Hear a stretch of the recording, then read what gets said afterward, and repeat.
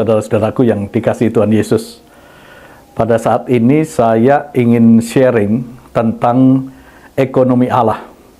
Yang saya maksudkan adalah bagaimana cara Allah memelihara umatnya. Seperti kita ketahui, dampak langsung dari pandemi COVID-19 ini, selain ke bidang kesehatan, yang berdampak langsung itu adalah di bidang ekonomi. Sebagaimana kita ketahui bahwa begitu pandemi ini merebak di tengah-tengah masyarakat, sekian ribu orang sudah meninggal dunia, dan sebagian besar yang lain juga harus terpuruk dalam situasi yang sangat menyedihkan.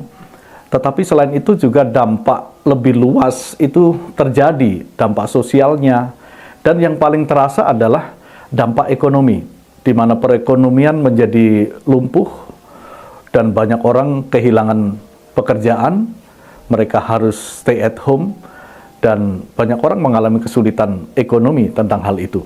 Termasuk di dalamnya dampak itu juga terpapar kepada kehidupan gereja. Sebagian gereja telah mengeluhkan bahwa pemasukan gereja menjadi terpengaruh dan berkurang. Dan tentu saja ini punya dampak-dampak yang lain, lanjutan dari dampak ekonomi ini. Nah, sebagai orang yang percaya kepada Tuhan Yesus, sebenarnya kita telah diajari oleh Tuhan bahwa Tuhan yang menciptakan kita itu Tuhan yang menyelamatkan, tapi juga Tuhan yang terus bertanggung jawab untuk memelihara umatnya. Nah, saya mau berbicara dari sisi pola, yaitu pola Allah memelihara umatnya, yang saya sebut dengan pola ekonomi Allah. Pada dasarnya ada 5 pola yang dicatat di dalam Alkitab, dan itu kemudian menjadi pengalaman terus-menerus di sepanjang sejarah umat Israel, tapi juga kemudian di sepanjang sejarah gereja. Dan saya rasa sampai hari ini prinsip-prinsip atau pola-pola ekonomi Allah itu masih terus berlaku. Saya mencatat setidaknya ada 5 pola yang Allah kerjakan untuk memelihara umatnya, untuk memelihara ciptaannya. Nah, kelima pola itu saya sebut sebagai, yang pertama itu adalah pola mandat budaya. Yang kedua sebagai pola imamat.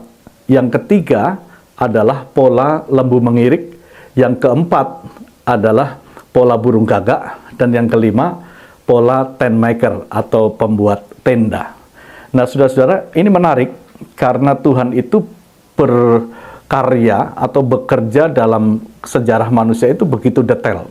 Dia sangat sistematis, dan juga dia terus-menerus aktif di dalam proses sejarah manusia, termasuk juga di dalam proses sejarah umat percaya atau gerejanya. Nah, saudara-saudara, coba kita lihat secara singkat kelima hal tersebut. Yang pertama tadi saya sebut dengan pola mandat budaya. Ini istilah yang sudah biasa digunakan yang belajar Alkitab, yaitu Kejadian 1 ayat 28. Di mana Tuhan setelah menciptakan segala sesuatu, maka Tuhan memerintahkan kepada manusia, waktu itu Adam dan Hawa, supaya dia itu beranak cucu, tapi kemudian mereka itu diperintahkan oleh Tuhan untuk menaklukkan burung di udara, ikan di laut, binatang-binatang di darat. Nah, semuanya itu supaya ditaklukkan. Kata menaklukkan memang dalam bahasa asli Alkitabnya disebut dengan kabas, yang artinya seolah-olah bersifat negatif, karena menaklukkan itu seolah-olah ada sebuah otoritas yang lebih besar, lalu menaklukkan secara negatif kekuatan yang lain yang lebih lemah. Tetapi pada konteks ayat itu lebih ditafsirkan secara positif. Pengertian menaklukkan di situ bukan hanya suatu penaklukan sewenang-wenang untuk sebuah penghancuran sumber daya yang diciptakan oleh Tuhan, tetapi justru upaya untuk memberdayakan, upaya untuk melestarikan, upaya untuk membudidayakan, dengan tujuan apa? Tujuan utamanya ialah supaya dengan pemberdayaan sumber alam yang Tuhan sediakan itu, manusia itu bisa hidup, pemenuhan kebutuhannya tercukupi, Dan bukan hanya untuk mereka, tapi juga untuk keturunan mereka dari generasi ke generasi. Nah, itulah maksud dari mandat budaya. Sehingga kemudian pada Kejadian pasal 2 ayat yang ke-15, Tuhan juga memerintahkan supaya Adam dan Hawa, manusia itu, mengerjakan tanah itu. Artinya mengelola. Nah, pada prinsip atau pola yang pertama ini, Allah memang sudah mengatur sedemikian rupa bahwa manusia itu didesain oleh Tuhan sebagai citra Allah, sebagai gambar dan rupa Allah, yang memiliki kemampuan untuk berkreasi, untuk aktif, untuk bekerja. Bahwa manusia itu adalah makhluk pekerja. Nah, pekerjaannya dengan cara mengelola, membudidayakan, memberdayakan segala potensi-potensi alam yang Tuhan telah sediakan. Nah, ini menjadi satu pola yang pertama, di mana Tuhan itu tidak hanya mendikte dengan memberikan segala sesuatu siap saji semuanya, tetapi Tuhan itu melibatkan manusia di dalam memproduksi sesuatu untuk pemenuhan kebutuhannya sendiri. Nah, jadi prinsip yang pertama ini adalah manusia itu diperintahkan oleh Tuhan supaya berkreativitas, mengelola apa yang ada dengan bekerja keras tentu saja. Nah, ini menjadi pola yang pertama. Nah, lalu pola yang kedua, ketika umat Israel sudah menjadi sebuah bangsa yang lebih besar jumlah populasinya, maka dari 12 suku itu Tuhan mengatur sebuah pola yang saya sebut dengan pola imamat. Ada 12 suku, dan ketika mereka memasuki tanah Kanaan, 11 suku mendapatkan tanah, dan mereka harus mengelola tanah itu supaya mereka bisa menghasilkan sesuatu dari hasil tanahnya, dari pertaniannya, dari peternakannya.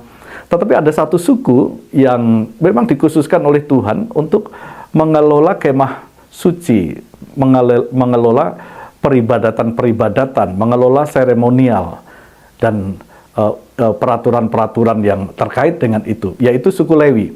Nah, suku Lewi ini tidak mendapatkan tanah. Oleh karena itu, bagaimana Tuhan mengatur supaya mereka juga tetap bisa mendapatkan penghidupan? Maka dari 11 suku itulah mereka memberikan persepuluhannya masing-masing kepada suku Lewi.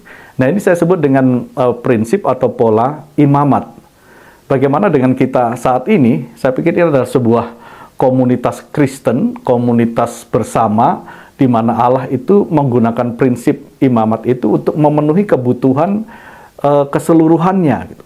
Jadi komunitas itu saling care, saling melengkapi, saling memberikan perhatian supaya kebutuhan-kebutuhan dasar dari bagian atau anggota komunitas itu dapat terpenuhi.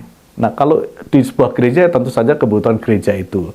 Maka gereja ada juga pelayanan-pelayanan yang bersifat diakonis dan sebagainya. Itu adalah suatu bentuk tata kelola ekonomi yang memperhatikan prinsip-prinsip keadilan, yang lebih memberikan kepada yang kurang. Dan itu diatur sedemikian rupa supaya semua bagian dari komunitas itu mempunyai kecukupan yang diperlukan dalam kehidupannya. Nah, itu yang kedua. Yang ketiga, saya sebut dengan pola lembu mengirik. Dalam konteks perjanjian lama itu ada proses ketika seseorang ingin memeras anggur atau memeras gandum, itu biasanya mereka menggunakan lembu, 1 ekor atau 2 ekor, yang digunakan untuk melakukan proses pemerasan itu. Ya, pemerasan. Nah, alat pemerasan itu ada di tengah, kemudian ada alat yang menghubungkan kayu, biasanya kayu menghubungkan ke lembu itu.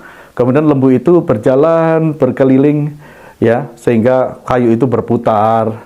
Nah, sementara lembu itu berputar, maka alat pemeras yang ada di tengah itu bekerja, sehingga anggurnya itu bisa diperas, atau gandumnya itu bisa diirik. Nah, itu namanya pengirikan. Nah, prinsip yang dimaksudkan di sini adalah ketika lembu itu bekerja, mengelilingi alat pemerasan itu, jangan lembu itu jangan mulutnya diberangus. Maksudnya diberangus, ditutup. Tidak boleh. Ketika lembu itu bekerja, berangusnya harus dibuka. Supaya apa? Supaya ketika lembu itu bekerja, dia juga bisa makan rumput-rumput yang ada di sekitarnya. Jadi dia sedang mengerjakan tugas utamanya, tapi dia juga mendapatkan mendapatkan berkat, mendapatkan pemenuhan kebutuhan dari yang ada di sekitarnya. Jadi kalau boleh saya katakan, kita punya tugas utama. Dari tugas utama itu kita mendapatkan sesuatu, mendapatkan penghasilan, katakan. Tetapi di samping tugas utamanya itu, seseorang bisa mendapatkan penghasilan-penghasilan di luar hasil utamanya itu melalui bekerja di habitatnya. Jadi jangan biarkan ya lembu yang sedang bekerja itu mulutnya diberangus. Itu harus dibuka. Jadi ini prinsip tentang lembu mengirik. Jadi orang yang dipelihara Tuhan, ketika dia mengerjakan tugas utamanya, dari tugas itu dia mendapatkan upahnya, tapi juga dia mendapatkan penghasilan dari apa yang ada di sekitarnya. Nah, contoh-contohnya pada masa kini tentu banyak sekali. Kalau dia seorang gembala jemaat, ya gembala jemaat mendapatkan upah dalam tanda petik ya, upah atau mendapatkan tunjangan atau apapun namanya dari tugas utamanya yang rutin dia terima. Tetapi di samping itu tentu saja juga ada momen-momen ya atau peristiwa-peristiwa di mana akhirnya hamba Tuhan itu gembala-gembala atau siapapun itu mendapatkan juga penghasilan dari apa yang ada di sekitarnya dengan berbagai macam cara. Nah, ini prinsip lembu mengirik. Nah, yang keempat sekarang adalah prinsip burung gagak. Nah, burung gagak itu sudah dikenal secara umum.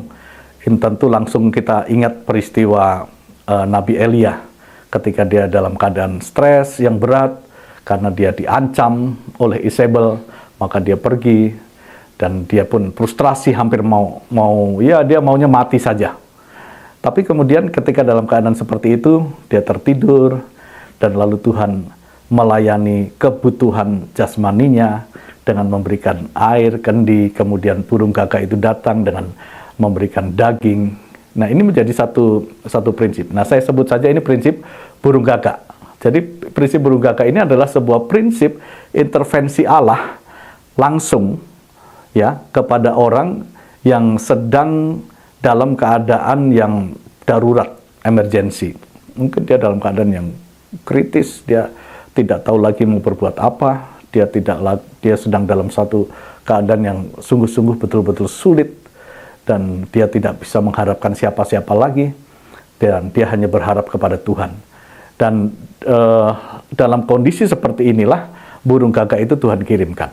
Dan tentu saja dalam sejarah Israel peristiwa semacam ini berulang kali terjadi di padang gurun ya. Tuhan menurunkan mana. Ketika tidak ada makanan, Tuhan menurunkan mana, itu makanan dari surga, langsung diturunkan. Ketika tidak ada daging, Tuhan mengirimkan burung puyuh, sehingga mereka bisa makan daging sepuas-puasnya.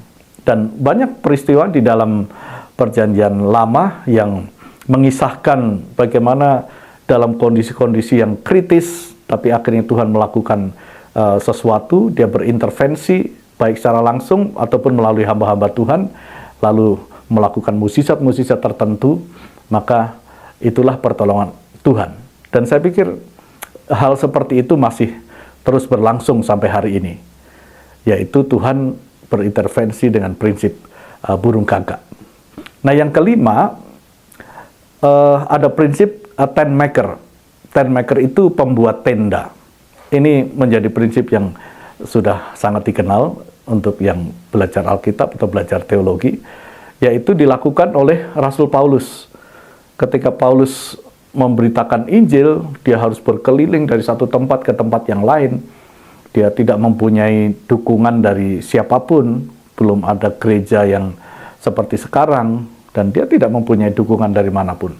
Sehingga untuk melaksanakan tanggung jawab pelayanannya itu, dia harus juga menghidupi dirinya sendiri dan menghidupi pelayanannya, karena perjalanan-perjalanannya yang sangat jauh itu juga memerlukan dana, tentu saja memerlukan biaya, harus diperlukan untuk ini dan itu selain daripada mencukupkan makan minum untuk dirinya sendiri. Nah, Paulus mempunyai keahlian membuat tenda, sehingga itulah yang dia kerjakan. Dia berkreativitas, dia membuat tenda, lalu tendanya itu kalau sudah jadi dia jual. Nah, hasil penjualan itu dia pakai untuk mencukupi kebutuhannya sehari-hari, tapi juga kebutuhan pelayanannya. Saya pikir prinsip seperti itu masih berlangsung sampai hari ini. Meskipun ada banyak pertanyaan yang harus diajukan juga supaya lebih berhati-hati di dalam menerapkannya, karena jangan sampai ini menjadi memunculkan masalah yang baru dengan pelayanan, dengan melakukan tent maker. Itu motifnya mesti diuji terlebih dahulu, bahwa memang ini bukan untuk motif keserakahan, bukan untuk motif memperkaya diri sendiri, bukan untuk membangun satu kerajaan bagi pelayanannya sendiri, tidak. Tapi memang betul-betul untuk memenuhi kebutuhan dasarnya dan memenuhi kebutuhan pelayanannya, bukan untuk maksud memperkaya diri sendiri, tidak.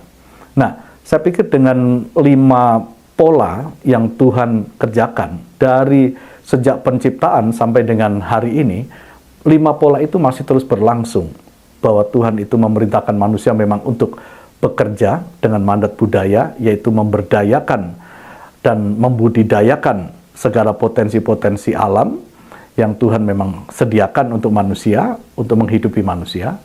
Lalu Tuhan juga mengatur kehidupan komunitas dalam prinsip atau pola imamat, supaya manusia itu juga di dalam komunitas saling share, sehingga tidak ada yang berkekurangan di dalam komunitas itu. Baru yang ketiga itu Tuhan bagaimana supaya tidak memberangus lembu yang sedang bekerja. Jadi dia mengerjakan tugas utamanya, tapi dia juga dibiarkan mendapatkan income, mendapatkan hasil dari apa yang ada di sekitarnya. Jadi jangan diberangus mulut lembu itu. Ya. Kemudian prinsip berikutnya adalah prinsip burung gagak. Ya, burung gagak dalam keadaan tertentu, dalam keadaan yang sangat kritis dalam kehidupan orang percaya, Tuhan intervensi dengan caranya sendiri. Nah, burung gagak ini tidak bisa dicari, saudara-saudara ya. Itu cara Tuhan sendiri. Jadi jangan coba-coba saya mau cari burung gagak. Enggak. Burung gagak itu datang atas perintah Tuhan sendiri dengan caranya sendiri. Dan kita tidak tahu caranya itu bagaimana. Burung gagaknya itu dalam bentuk apa, kita tidak pernah tahu. Saya pikir kesaksian dari banyak orang percaya, hamba-hamba Tuhan, itu sangat banyak tentang hal itu. Dan kemudian juga Tuhan menggunakan tent maker. Jadi potensi yang ada pada kita juga diberdayakan untuk memenuhi kebutuhan dasar kita, tapi juga untuk memenuhi kebutuhan pelayanan, kebutuhan kerajaan Allah, bukan untuk maksud keserakahan, bukan untuk maksud memperkaya diri sendiri dan sebagainya. Nah, saya pikir dengan 5 prinsip itu, maka kita juga mau mengimplementasikan dalam situasi sekarang ketika menghadapi COVID-19 dengan dampak-dampaknya, secara khusus dampak ekonomi, maka kita berdoa kepada Tuhan, pola mana yang tepat untuk kita kerjakan saat ini.